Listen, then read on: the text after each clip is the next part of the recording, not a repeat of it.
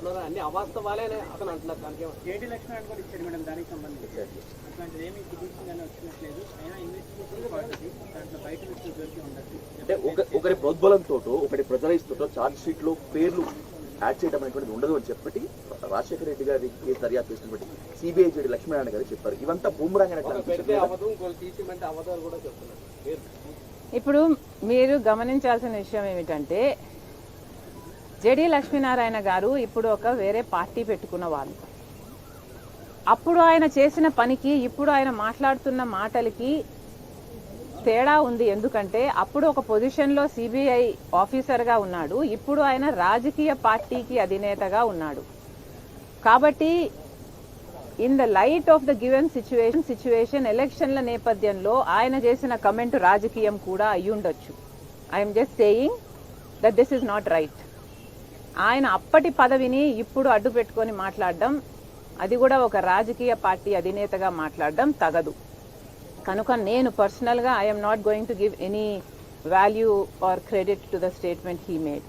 ఇది పక్కన పెడితే మీరు చెప్పిన పొన్నవోలు సుధాకర్ గారు, అసలు ఈయన ఏం లాయర్ అండి? ఈయన ప్రత్యర్థి చేస్తున్న ఆరోపణ తప్పు అని నిరూపించాల్సింది పోయి, నేను చేస్తున్నది ఆరోపణ, నేను చెప్తున్నది నిజము అని నేను చెప్పడమే కాకుండా ఆయన ప్రెస్ మీట్ పెట్టి ఆయనే భుజాలు తడుముకుంటూ నేను చెప్పింది నిజమని ఆయనే చెప్తున్నాడు. ఈయనేమి లాయర్ అని అడుగుతున్నాం. ఒక మహిళ అన్న సంస్కారం లేదు, మాట్లాడుతున్నది రాజశేఖర్ రెడ్డి గారి బిడ్డ గురించి అన్న సోయి లేదు, కాంగ్రెస్ పార్టీ అధ్యక్షురాలు గురించి అన్న స్పృహ లేదు.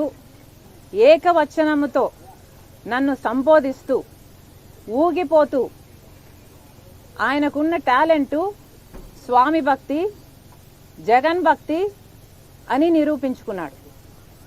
అంతకు మించి ఆ ప్రెస్ మీట్లో నాకు ఇంకేమీ అర్థం కాలేదు.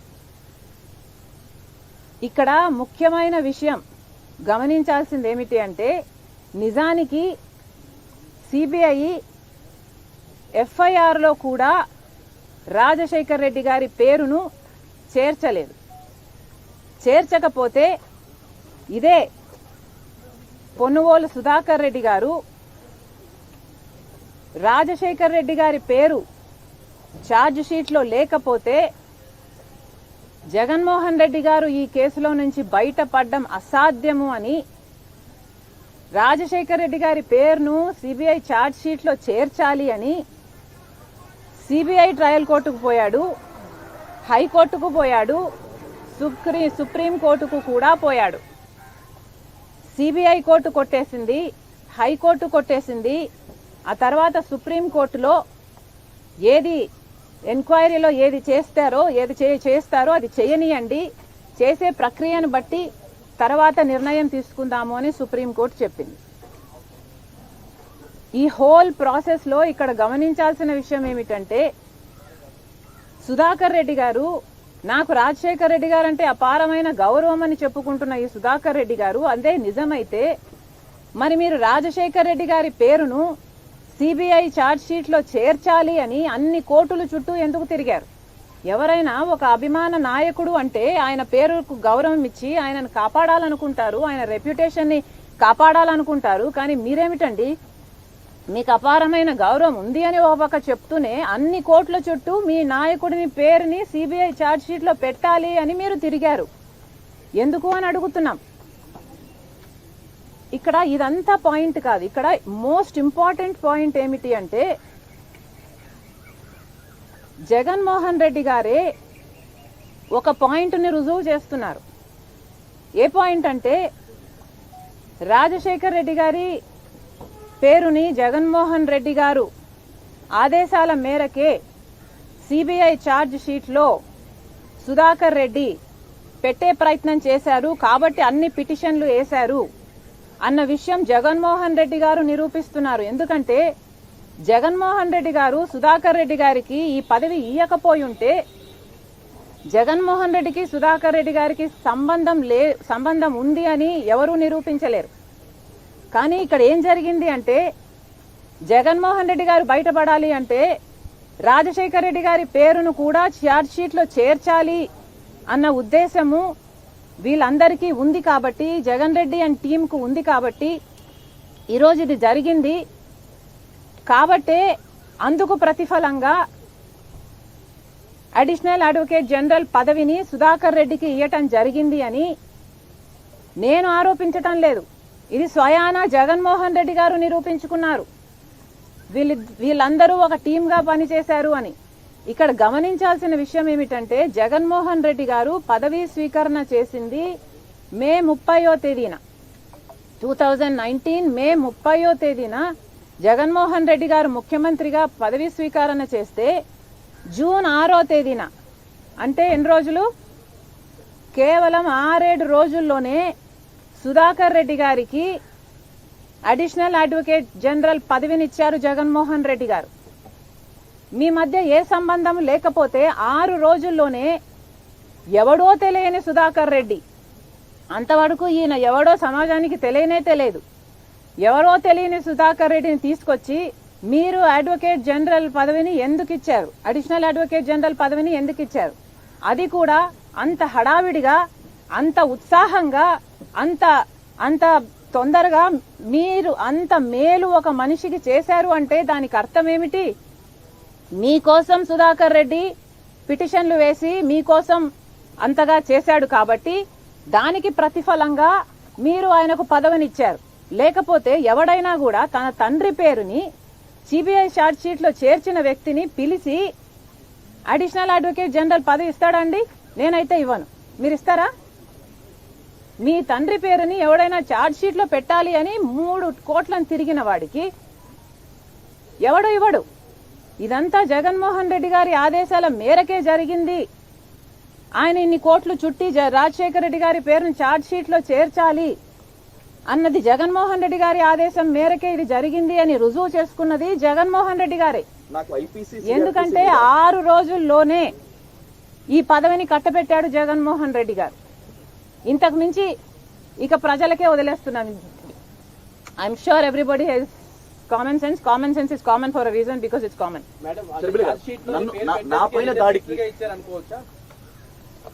మళ్ళీ one of you please. Charge sheet లోని వైఎస్ గారి పేరు పెట్టినందుకే ముఖ్యమంత్రి గారు అక్కడికి పదవి రిటర్న్ గిఫ్ట్ గా ఇచ్చారనుకోవచ్చు. అనుకోవడం కాదండి, అది quid pro quo. This is the quid pro quo. Rajasekhar Reddy, Jaganmohan Reddy గారి ఆదేశాల మేరకే సుధాకర్ రెడ్డి 3 పిటిషన్లు 3 డిఫరెంట్ కోర్ట్స్ లో వేశాడు. కాబట్టే జగన్మోహన్ రెడ్డి గారు 6 రోజుల్లోనే ఆయనకు ఆ పదవి ఇచ్చాడు అన్నది ఎవిడెంట్ అండి. ఇది క్విట్ ప్రోకో. ఇది నేను చెప్తే కాదండి, మీరు డేట్లు చూసుకొని మీరు if you connect the dots ఎవరికైనా అర్థమైపోతుంది. బై కంటిన్యూయింగ్ దట్, నాకు ఐపీసీ మీద సిఆర్పిసి మీద నాకు కమాండ్ ఉంది కాబట్టి, నేను టాలెంటెడ్ ఉన్నటువంటి లాయర్ని కాబట్టి జగన్మోహన్ రెడ్డి గారు నాకు బహుశా పదవి ఇచ్చినొచ్చు. కానీ మీరు చేసినటువంటి కామెంట్స్ లో మొత్తం అంతా రాజకీయ పరంగా కామెంట్స్ ఉన్నాయని చెప్పి ఆయన సవాల్ కూడా విసిరారు. ఏమిటండి ఆయన టాలెంట్? మీరందరూ కూడా చూశారు కదా, ఆయన టాలెంట్ ఊగిపోతూ స్వామి భక్తిని చాటుకోవడం తప్పితే ఆయన టాలెంట్ ఎక్కడ కనిపిస్తుంది? నాకైతే కనిపించలేదు. ఈయన టాలెంట్ అల్లా రాజశేఖర రెడ్డి గారి పేరు సిబిఐ ఛార్జీలో పెట్టాలి అని 3 కోట్ల మీరులో పిటిషన్ వేశాడు. అదే ఈయన టాలెంట్. ఆ టాలెంట్ మెచ్చి అది జగన్మోహన్ రెడ్డి గారి ఆదేశాల మేరకు జరిగింది కాబట్టి ఈయన పిలిచి 6 రోజుల్లోనే, ఈయన ముఖ్యమంత్రి అయిన 6 రోజుల్లోనే సుధాకర్ రెడ్డి గారికి పదవి ఇచ్చారన్నది వాస్తవం. నా మీద దాడికి 10 మందిని ఎర్రచందనం స్మగ్లర్లు దించారు అని పవన్ కళ్యాణ్ ఆరోపిస్తున్నారు. ఈ నాకు ఐడియా లేదమ్మా. I can not comment on this because I'm not following it. Sudhakar రెడ్డికి రాజకీయ జోక్యంతో ఇచ్చుకుంటే లేకపోతే జగన్మోహన్ రెడ్డి అసలు entire episode CBI episode political motivated. అందులో ఆ విషయాలు శర్మ గారికి తెలియదా? మొత్తం కలిసి ఒక కాన్స్పిరసీగా చేసిన ఇష్యూ కదా. I don't want to get in to all that. Jaganmohan Reddy గారు పులివెందల వేదికగా కొన్ని కమెంట్లు చేశాడు. రాజశేఖర్ రెడ్డి గారి పేరును సిబిఐ ఛార్జ్ షీట్ లో చేర్చింది కాంగ్రెస్ పార్టీ అని చెప్పాడు. కాబట్టే నేను కౌంటర్ ఇచ్చాను. Okay, thank you very much. Thank you guys. Thank you. Oh yeah one thing.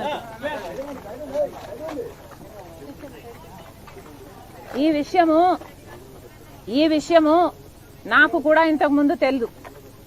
ఈ మధ్య కాలంలోనే ఉండవల్లి గారిని కలిసినప్పుడు ఈ విషయం నాకు చెప్పడం జరిగింది.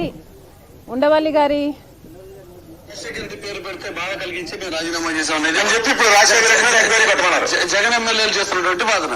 రాజశేఖర రెడ్డి అత్యంత సన్నిహితులుగా ఉన్నటువంటి మీకు బాధ కలిగించలేదా? ఎవరు చేశారు రాజశేఖర రెడ్డి ముద్దాయి? జగన్మోహన్ రెడ్డి చేశాడు.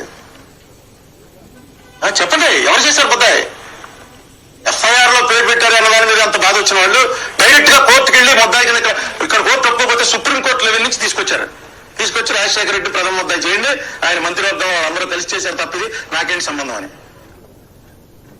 ఓకే, ప్లీజ్ అడిషనల్ క్లారిఫికేషన్ కోసం ప్లీజ్ ఆస్క్ ఉండవల్లి గారు. One important thing about Rayalaseema, ఈ ప్రత్యర్థులు జగన్మోహన్ రెడ్డి టార్గెట్ చేస్తూ మాట్లాడుతున్నటువంటి అన్ని ప్రసంగాల్లో కొన్ని ప్రసంగాల్లో రాయలసీమ కల్చర్ విపరీతంగా పెరిగిపోతుంది అంటూ కొంత డీటెయిల్ చేసేటువంటి ప్రయత్నం జరుగుతుంది. రాయలసీమ కల్చర్ అంటే ఎస్పెషల్లీ కడప పులివెందుల కల్చర్ అంటే అరాచకాలు సృష్టించడమేనా ప్రత్యర్థులు ఆరోపిస్తున్నట్టు, మిగతా వారంతా ఆరోపిస్తున్నట్టు? మీరందరూ గమనించాల్సిన విషయం ఏమిటంటే రాయలసీమలో ఇంతకు ముందు పరిస్థితులు ఎలా ఉన్నా కానీ రాజశేఖర రెడ్డి గారు, వివేకానంద రెడ్డి గారు లాంటి నాయకులు ఇమర్జ్ అయిన తర్వాత రాయలసీమ కల్చరు ఫ్యాక్షన్ కల్చర్ కాదు అని రాజశేఖర రెడ్డి గారు తన సొంత తండ్రిని చంపిన వాళ్ళను సైతం క్షమించారు అనుకోవాలో, లేకపోతే ఫ్యాక్షన్ లోకి వెళ్ళకూడదు అని స్ట్రాంగ్ గా అనుకోవాలో, whatever reasons Rajasekhar Reddy గారు ఫ్యాక్షనిజాన్ని ఎంకరేజ్ చెయ్యలేదు అన్న మాట రాజశేఖర్ రెడ్డి గారి తండ్రి విషయంలోనే రుజువైంది. రాజశేఖర్ రెడ్డి గారు లాంటి నాయకులు కల్చర్ ని మార్చే నాయకులు.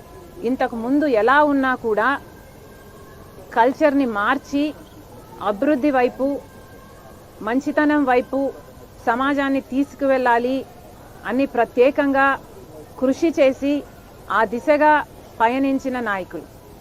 వివేకానంద రెడ్డి గారు ఇలాంటివి ఫ్యాక్షన్ నిర్మూలన కోసం పంచాయతీలు చేసిన ఘటనలు నేనే నా చిన్నప్పుడు మా ఇంట్లోనే గంటలు కొద్దీ ఇలాంటి పంచాయతీలు నడిచేవి. ఎంత ఓపిక చేసుకొని ఈ నాయకులు డిఫరెంట్ పీపుల్ ని కూర్చోపెట్టి, గ్రూప్స్ ని కూర్చోపెట్టి వాళ్ళ మధ్య సామరస్యాన్ని పెంపొందించడానికి, కాంప్రమైజులు చేపించడానికి ఎంత ప్రయత్నం చేశారు అన్నది పులివెందల్లో మా ఇల్లే ఒక సాక్ష్యం. ఇది నాకే కాదు, పులివెందల్లో ప్రజలందరికీ తెలుసు, కడప జిల్లా ప్రజలందరికీ తెలుసు ఈ నాయకులు ఎంతగా కష్టపడి రాయలసీమ ఫ్యాక్షన్ కాదు, ఫ్యాక్షన్ కి మారు పేరు కాదు అని రుజువు చేయడానికి ఎంత కష్టపడ్డారో నేనే సాక్షిని.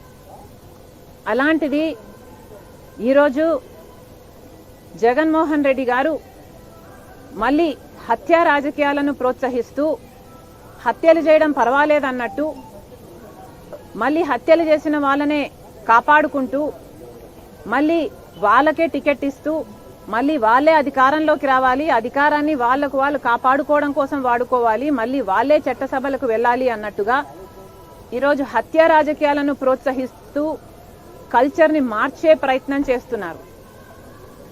రాజారెడ్డి గారిని హత్య చేసిన వాళ్ళల్లో సతీష్ రెడ్డి అనేవాడు ఈరోజు వైసీపీ పార్టీలో ఉన్నారు. మరి మీరు ప్రజలకు ఏమి సందేశం ఇవ్వాలనుకుంటున్నారో, జగన్మోహన్ రెడ్డి గారు ఏ కల్చర్ గురించి మాట్లాడుతున్నారో, రాజశేఖర్ రెడ్డి గారి మార్క్ రాజకీయం గురించో, లేకపోతే ఇది జగన్మోహన్ రెడ్డి గారి మార్క్ రాజకీయం గురించో ప్రజలకు క్లారిటీ ఇవ్వాల్సిన అవసరం ఉంది. మేడం, అంటే అవినాష్ రెడ్డి గారు చాలా చిన్న పిల్లడు, అతని మీద నేను కుట్రలు చేస్తారు. చెప్పాను కదమ్మా, I answered this already. Avinash Reddy గారి మీద లేనిపోని ఆరోపణలు మోపడం మా ఉద్దేశం కాదు. అవినాష్ రెడ్డి చిన్నోడు కాదు, Avinash Reddy is an adult. అయినా కూడా సాక్ష్యాలు తుడిపేస్తుంటే అమాయకంగా నిల్చున్నాడు పక్కన అని వాళ్లే చెప్తున్నారు. మరి అలాంటి వాళ్లకు వీళ్ళు ఎంపీ టికెట్ ఇవ్వడం ఏమిటో, మరి అలాంటి వాళ్ళని వీళ్ళు ప్రోత్సహించడం ఏమిటో, అసలు అవినాష్ చేశాడు అన్న విషయం మాకు ముందే తెలుసుంటే, ఆయన జీవితాన్ని నాశనం చేయాలన్న ఉద్దేశం మాకు ముందు నుంచి ఉండుంటే, మరి డే 1 నుంచి నేను, ఎస్పెషలీ నేను, ఎందుకంటే ఎంపీ టికెట్ నాకు ఇవ్వాలని వివేకానంద రెడ్డి గారు అంత తాపత్రపడ్డాడు కాబట్టి ఎస్పెషలీ నేను మొదటి రోజే చెప్పుండాలి చేయించింది అవినాష్ రెడ్డి అని. కానీ మేము ఆ మాటలు మాట్లాడలేదు కదా, ఎందుకంటే మాకు తెలియని విషయాలు ఇవన్నీ సిబిఐ బయట పెట్టింది కాబట్టి, సాక్ష్యాధారాలు ఉన్నాయి కాబట్టి ఈరోజు మాట్లాడుతున్నాం తప్పితే మాకు ఏ దురుద్దేశం లేదు. మాకు న్యాయం జరగాలి. Vivekananda Reddy's blood is still crying out for justice.